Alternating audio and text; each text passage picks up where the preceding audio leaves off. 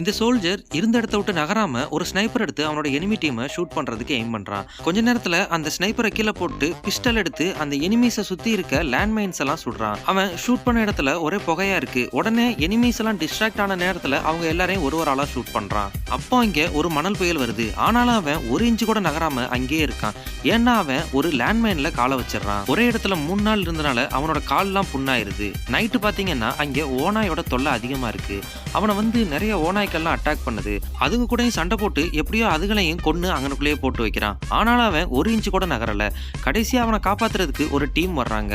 ஆனா அவங்க அவனை காப்பாத்த வர்றாங்களான்னு பார்த்தா அவங்க வேற வழியா போயிட்டு இருக்காங்க. அவங்களுக்கு சிக்னல் கொடுக்கறதுக்காக பக்கத்துல இருந்து ஒரு ஃபிளார் கன்னை எடுக்க ட்ரை பண்றான். அதையும் எடுக்க முடியல. கடைசியா அவன் நம்ம செத்து போயிடலான்னு சொல்லிட்டு அந்த லேண்ட்மைன்ல இருந்து கால் எடுக்கிறான். ஆனா வெடிக்கவே இல்லை. அப்பதான் தெரியுது இவ்வளவு நேரம் அவன் கால் வச்சிருந்தது லேண்ட்மைன் இல்ல, ஒரு தகர டப்பா. வெடிக்காம இருக்கிறதுக்கு பேரு வெடிகுண்டா.